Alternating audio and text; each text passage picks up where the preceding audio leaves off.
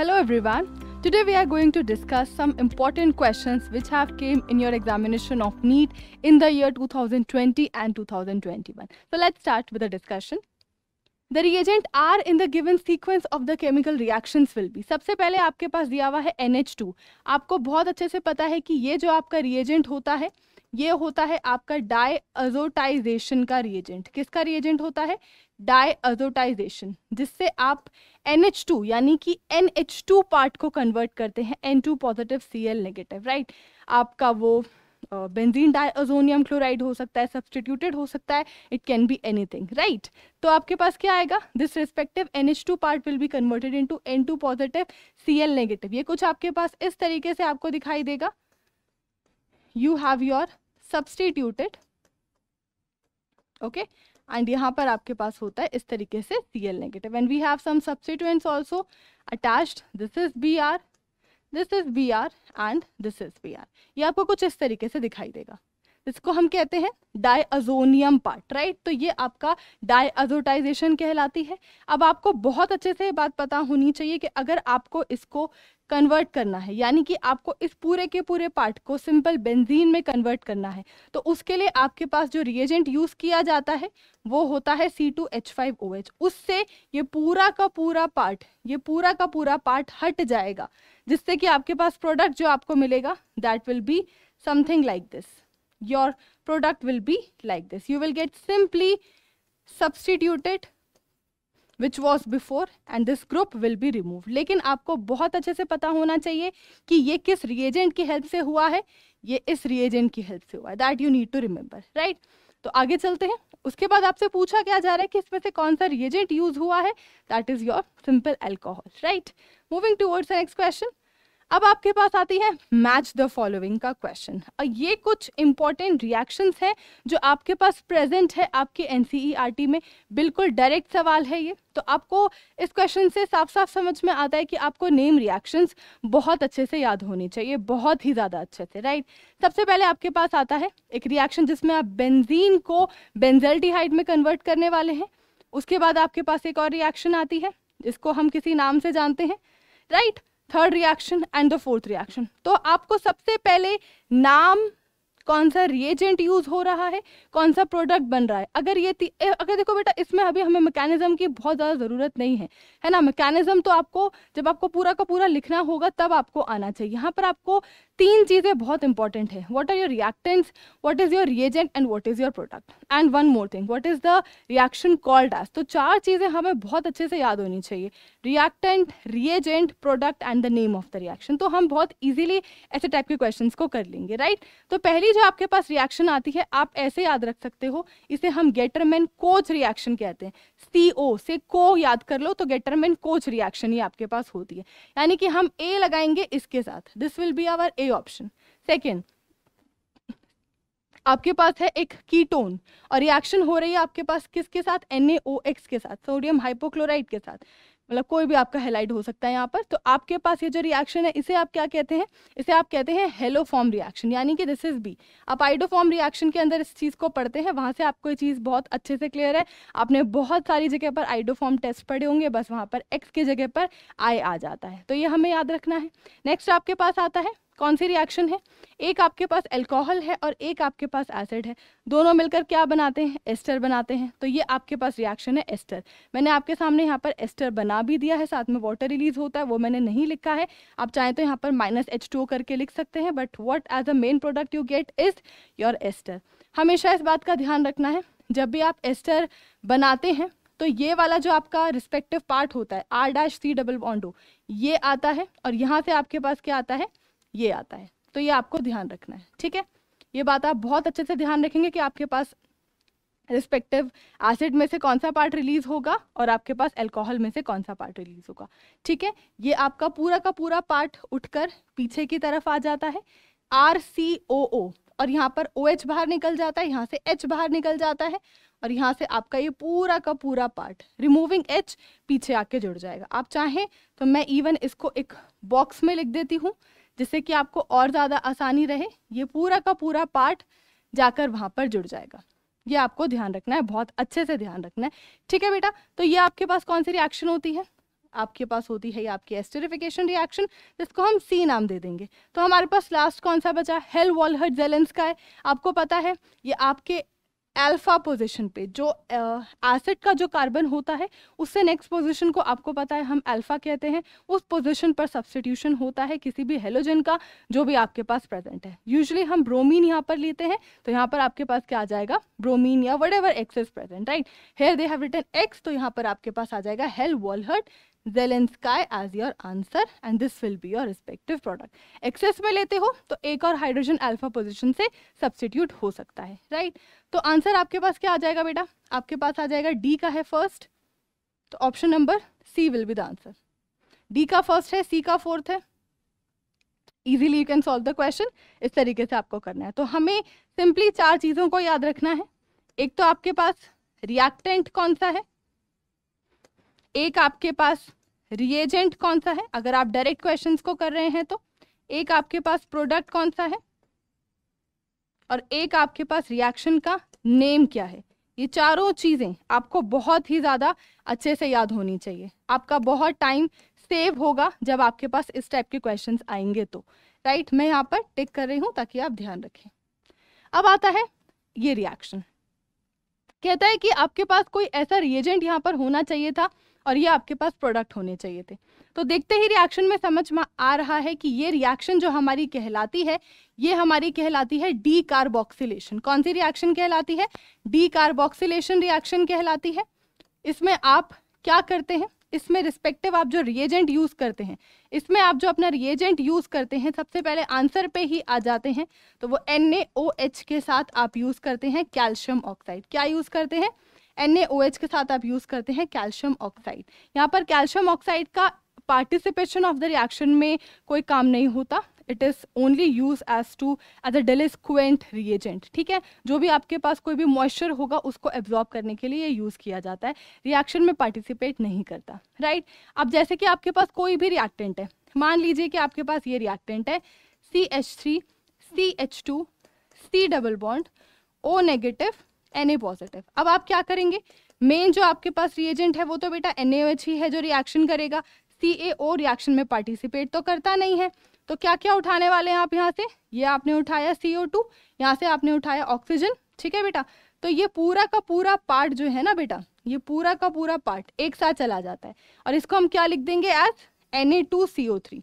ये पूरा का पूरा पार्ट जो मैंने पिंक कलर से लिखा है सारा एक साथ चला जाएगा। जो बचेगा उसको जोड़ लेना, तो तुम्हारे पास क्या बचेगा? उधर से बच जाएगा बेटा CH3 CH2 और इधर से क्या बच जाएगा? H बन जाएगा। तो आपके पास आपका ये मेन प्रोडक्ट बन जाएगा। इसे हम क्या कहते हैं? डी कार्बोक्सिलेशन कहते हैं, क्योंकि हमारे मेन जो रिएक्टेंट है उसमें से CO2 रिमूव हो गया है, राइट। तो इस तरीके से आपको इसको याद रखना है। तो बेटा क्या है? CaO आपका आंसर है, ठीक है। चले आगे। Next, dihedral angle of the least stable conformer of ethane. आपको पता है कि ईथेन की बहुत सारे कन्फर्मेशंस होती हैं, है ना। इनफाइनाइट कन्फर्मेशंस होती है, रोटेशन आप इनफाइनाइट टाइम्स कर सकते हो, लेकिन हम पढ़ते कुछ ही हैं बेटा।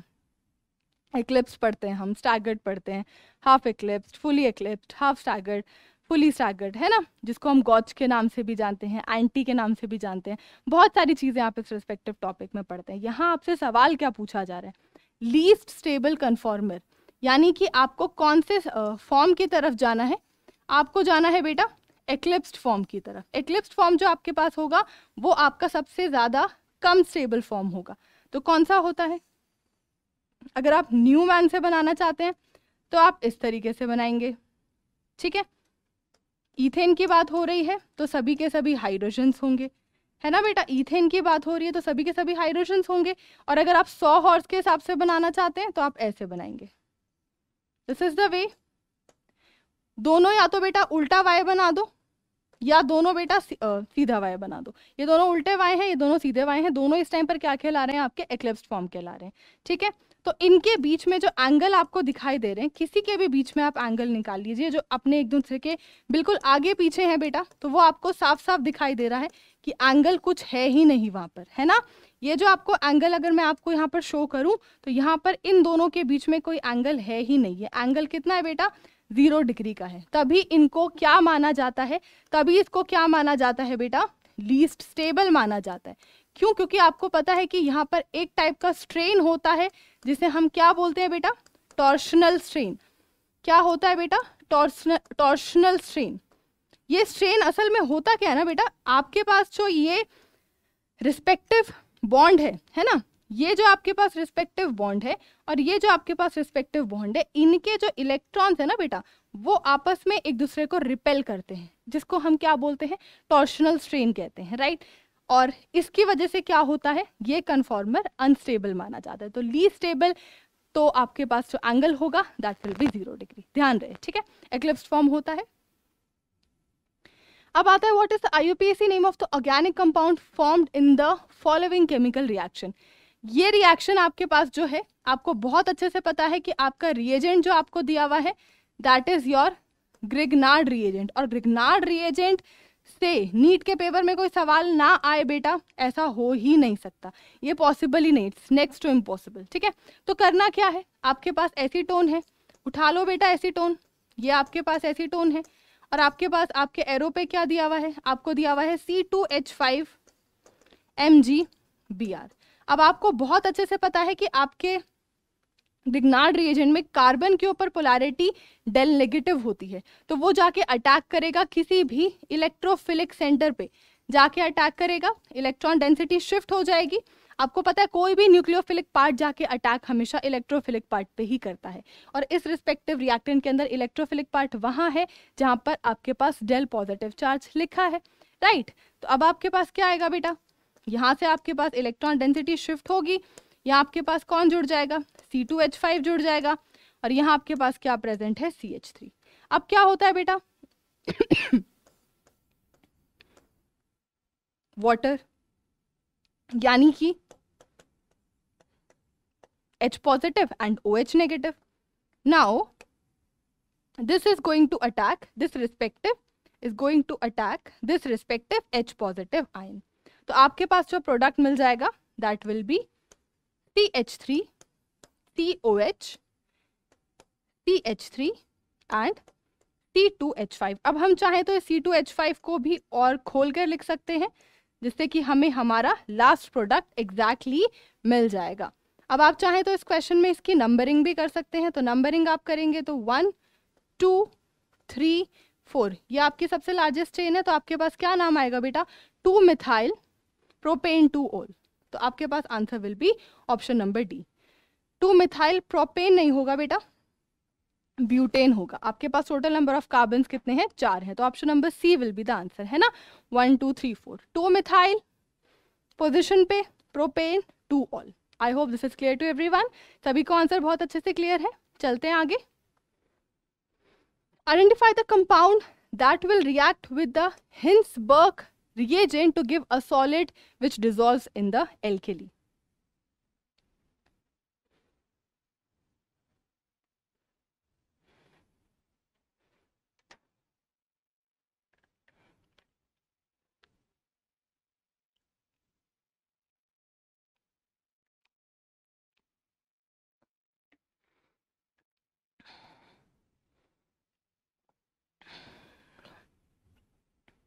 Okay.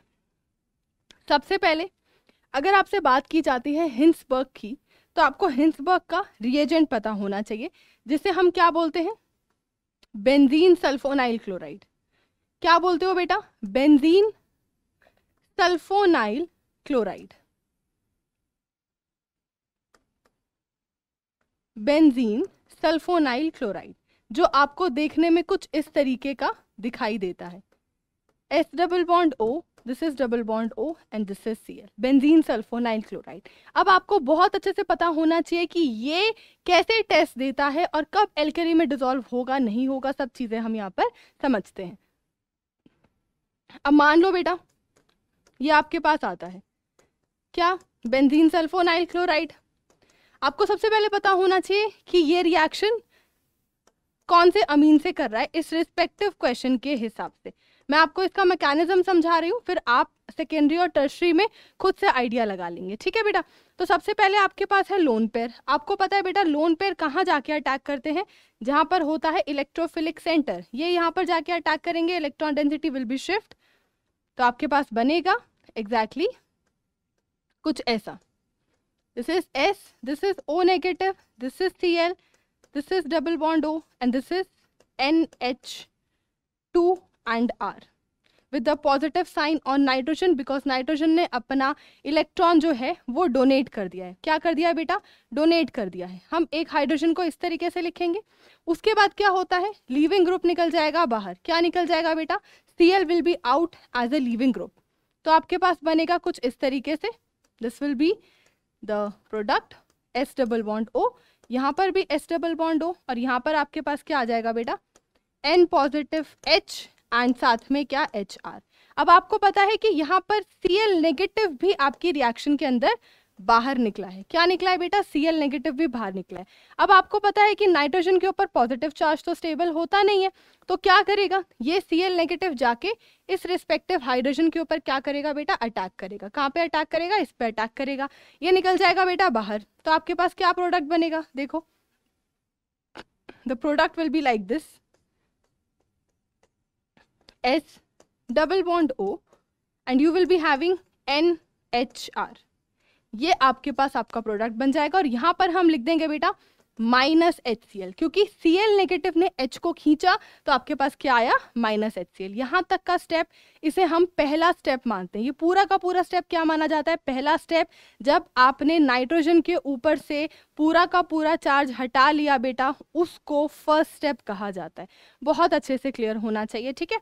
अब क्या होता है बेटा? आप नेक्स्ट स्टेप में इसमें डालते हैं KOH, जो कि आपके पास एक प्रेजेंट है एल्केली, यानी कि base that dissolves in water. अब बेस का काम क्या होता है बेटा? बेस का काम होता है प्रोटॉन को खींचना.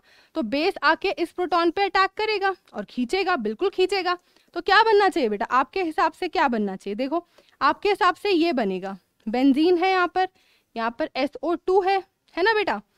ओपन ही करके लिख लेते, ज़्यादा अच्छे से समझ में आएगा. SO2 है बेटा, है ना? तो NR. अब जैसे ही इसने H को खींच लिया, इसके ऊपर कौन सा चार्ज आ जाएगा बेटा? Negative charge. नाइट्रोजन के ऊपर कौन सा चार्ज आ जाएगा बेटा? नेगेटिव चार्ज आ जाएगा, है ना? और यहाँ से हम एक चीज को माइनस भी कर सकते हैं, या फिर हम लिख सकते हैं कि यहाँ पर साथ में क्या बन जाएगा बेटा? H2O बन जाएगा प्लस K पॉजिटिव बन जाएगा. यानी कि अल्टीमेटली हमें ये कुछ ऐसा लिखा हुआ दिखाई देगा बेटा. हमें ये कुछ अल्टीमेटली ऐसा लिखा हुआ दिखाई देगा. N पे नेगेटिव चार्ज और इसके साथ जुड़ा हुआ है K पॉजिटिव. तो ये आपका कहलाता है एक सॉल्ट, यानी कि ये सॉल्ट की फॉर्मेशन आपके पास होता है बेटा सेकेंड स्टेप. तो बहुत अच्छे से ध्यान रहे, this is your first step and this is your second step. पहले स्टेप में हमने नाइट्रोजन के ऊपर लोन पेयर होने की वजह से अटैक करवाया. अब एक बात का ध्यान रखना है, अटैक तभी पॉसिबल हो पाता है जब कोई ना कोई ऐसा लिविंग ग्रुप प्रेजेंट हो जो उस नाइट्रोजन से बाद में हाइड्रोजन को खींच सके, ताकि उसके ऊपर से वो पॉजिटिव चार्ज हट जाए. अगर ऐसा नहीं है तो फिर ये चीज़ पॉसिबल नहीं हो पाती, ठीक है. उसके बाद सेकेंड स्टेप में आपने क्या देखा कि आपका बेस अटैक कर रहा है, यानी कि वो हाइड्रोजन को खींच रहा है. तो वो एक क्वेश्चन यहाँ पर पूछ रहे हैं कि डिसॉल्व इन एल्केली. तो बेटा डिसॉल्व इन एल्केली में पॉसिबल कैसे होगा? प्राइमरी अमीन के पास ही तो एक हाइड्रोजन बचता है ना. अगर यहाँ पर सेकेंडरी अमीन होता तो एक हाइड्रोजन नहीं बचता, यहाँ पर एक और R होता तो फिर वो डिसॉल्व ही नहीं होता एल्केली के अंदर. तो प्राइमरी अमीन ही है जो एल्केली के अंदर बेटा डिसॉल्व हो पाता है. ये आपको बहुत ही ज़्यादा अच्छे से ध्यान रखना है. This is your Hinsberg test. ये अमीन्स के चैप्टर में आता है और बहुत ही ज़्यादा इंपॉर्टेंट होता है, राइट. तो this will be your answer. This is your salt. चलते हैं आगे. द करेक्ट स्ट्रक्चर ऑफ 2,6-डाइमिथाइल DEC4-ene इज. ठीक है, अब इसके हिसाब से आपका क्या आंसर आना चाहिए? यानी कि 2 और 6 पोजीशन पर मिथाइल ग्रुप होने चाहिए और 4th पोजीशन पर डबल बॉन्ड होना चाहिए. तो यहां से चल के देखते हैं. 1 2 3 4. तो 4th पोजीशन पर डबल बॉन्ड आ रहा है, बिल्कुल सही है. और कौन कौन सी पोजीशन पर आपका मिथाइल ग्रुप प्रेजेंट है? 2nd पोजीशन पर प्रेजेंट है और 6th पोजीशन पर प्रेजेंट है. ये भी आपकी बात बिल्कुल सही बैठ रही है. This is 5, this is 6, 7, 8, 9, 10. तो 2nd और 6th पोजीशन पर मिथाइल ग्रुप प्रेजेंट है, बिल्कुल सही है. 4th पोजीशन पे आपके पास एल्कीन प्रेजेंट है, बिल्कुल सही है. तो आंसर आपके पास क्या आ जाएगा जो आपके पास आपके क्वेश्चन में प्रेजेंट है? Option number D will be the answer. अब आप खुद से देख चुके हैं कि आपके पास नीट के एग्जाम में IUPAC से रिलेटेड सवाल बहुत इजी आते हैं। मैं यहाँ पर लिख रही हूँ बेटा, हमेशा ध्यान रखना है नीट में IUPAC जो ऑर्गेनिक का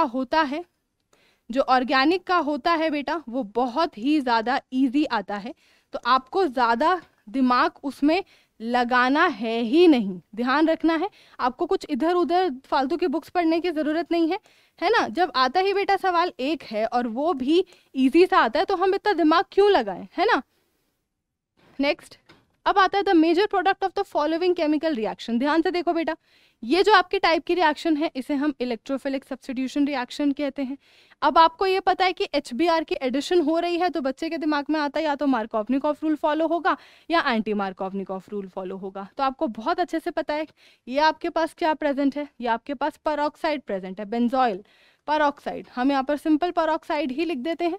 जैसे ही आपके पास परऑक्साइड आ जाता है आपके पास उसी वक्त एंटी मार्कोवनिकॉफ रूल फॉलो होना स्टार्ट हो जाता है। कौन सा रूल बेटा, एंटी मार्कोवनिकॉफ रूल। उसी वक्त ये रूल फॉलो होना स्टार्ट हो जाएगा, जो आपसे क्या कहता है कि negative part of the reagent goes to that carbon atom which is less substituted, है ना। तो इसका मतलब क्या है कि आपके पास अगर ये डबल बॉन्ड है बेटा, अगर आपके पास ये डबल बॉन्ड है तो आपके पास एक तो ये कार्बन है जिस पर सब्स्टिट्यूशन हो सकता है और एक ये कार्बन है जिस पर सब्स्टिट्यूशन हो सकता है। तो हमेशा ध्यान रखना है जिस रिस्पेक्टिव कार्बन के पास ज़्यादा हाइड्रोजन है उसी के पास ही आपका negative part of the reagent जाएगा, या फिर मोर सब्स्टिट्यूटेड बोल दो, या फिर आप बोल सकते हो कि मोर नंबर ऑफ हाइड्रोजन्स बोल दो। जहाँ से आपके पास रेडिकल के मैकेनिज्म से हम इसे करते हैं, उसकी स्टेबिलिटी के हिसाब से हम इस पूरी की पूरी चीज़ को बताते हैं। पूरा मैकेनिज्म यहाँ पर फॉलो होता है, इनिशिएशन, प्रोपगेशन, टर्मिनेशन, उतना जाने की ज़रूरत नहीं है। आप सिंपल कसते हैं यहाँ पर बेटा, क्वेश्चंस में ना फंसता नहीं है बच्चा, यहाँ पर कोई एक्सेप्शन तो होता नहीं है, डायरेक्ट सवाल आना है तो बस आपको सीधा सीधा आंसर करना है। मार्कोवनिकॉफ रूल में हमें बहुत सी बातों का ध्यान रखना पड़ता है, वहाँ पर हमें मैकेनिज्म को करके देखना ही पड़ता है। एंटी मार्कोवनिकॉफ रूल में ज़रूरत नहीं होती, ठीक है, आप खुद भी इजीली कर सकते हैं। So what will be the answer, option number D will be the answer. आप सिंपल कह सकते हैं कि negative part goes to carbon having more number of hydrogens, having more number of hydrogen. तो ये बात का आपको ध्यान रखना है। तो option number D will be the answer. बहुत इजी है, डायरेक्ट सवाल है ये, राइट। उसके बाद आता है बेटा the compound which shows metamerism. अब मेटामेरिज्म का जो आपको कंसेप्ट है सबसे पहले वो बहुत अच्छे से क्लियर होना चाहिए। वो क्या होता है बेटा कि आपका जो फंक्शनल ग्रुप होता है ना बेटा, जो आपका फंक्शनल ग्रुप होता है वो बदलना नहीं चाहिए। फंक्शनल ग्रुप आपका हर हालत में सेम ही रहना चाहिए, वो बदलना नहीं चाहिए, है ना। जस्ट आप सिंपल लिखेंगे only position of carbon is changed, only position of carbon is changed, ठीक है। जैसे कि अब इन सारे के सारे एग्जाम्पल्स की हम बात करते हैं, ठीक है। सबसे पहले आते हैं हम C3H8O, C3H6O, या फिर आपके पास सी ऑप्शन या डी ऑप्शन। तो कौन सा आपके पास आंसर होना चाहिए? ऑप्शन नंबर सी बेटा यहाँ पर आंसर होगा। सबसे पहले क्या लिखा है? C4H10O। आपको देखते समझ में आ जाना चाहिए, ये है CnH2n+2O। आपको थोड़ा बहुत डबल बॉन्ड, इक्विवेलेंट और आइसोमेरिज्म में समझाया जाता है कि बेटा या तो ये होगा कोई अल्कोहल या फिर ये होगा कोई ईथर, इसके अलावा ये कुछ और हो नहीं सकता। अल्कोहल के अंदर मेटामेरिज्म होता नहीं है और ईथर के अंदर होता है मेटामेरिज्म। तो सबसे पहले तो बच्चा ये एकदम अपने दिमाग में अच्छे से बिठा ले। अब ईथर की बात करते, कितने कार्बन है? 4 कार्बन है। तो एक तो बेटा आपके पास आप बना सकते हैं ये CH3 CH2O CH2 CH3, ठीक है। ये मैंने आपके सामने एक पहला मॉलिक्यूल बनाया, ये क्या है? आपके पास ईथर है। मैं इसको बेटा इस तरीके से भी लिख सकती हूँ, मैं इसको बेटा इस तरीके से भी इवन लिख सकती हूँ, है ना, इस तरीके से। ये अभी भी ईथर ही है, बस पोजीशन ऑफ कार्बन बदल गई है। पहले यहाँ पर 2 2 थे, यहाँ पर 1 और 3 हो गए हैं, है ना। सब कुछ सेम है, फंक्शनल ग्रुप अभी भी सेम है, ऑब्वियसली नाम तो बदलेगा ही, दो मेटामर्स के आपस में नाम अलग ही होंगे, ऑब्वियसली बात है, आइडेंटिकल मॉलिक्यूल्स तो हो नहीं सकते। इवन आप बेटा इसको इस तरीके से भी लिख सकते हैं, that is your CH, this is CH3 and this is CH3। तो ये तीनों के तीनों आपस में सेम फंक्शनल ग्रुप्स रख रहे हैं और ये रिस्पेक्टिव मॉलिक्यूल जो है आपका मेटामेरिज्म शो करता है। तो ये होता है आपके पास मेटामेरिज्म, ध्यान रखना है, ठीक है बेटा। Next, the correct sequence of bond enthalpy of CX bond. अब यहाँ पर बॉन्ड डिसोसिएशन एंथैल्पी पे सवाल पूछा जा रहा है, ठीक है। तो क्या ऑर्डर होगा? अब ये तो बहुत ही डायरेक्ट आंसर है आपके पास, मैंने आपके सामने डाटा भी लिखा हुआ है कि किसकी बॉन्ड डिसोसिएशन एंथैल्पी सबसे ज़्यादा है, किसकी सबसे कम है, उसके हिसाब से जो आपके पास आंसर आना चाहिए that is your option number A। बिल्कुल डायरेक्ट सवाल है, कुछ भी हमें इसमें दिमाग नहीं लगाना है, राइट। तो देख लीजिए इस क्वेश्चन को।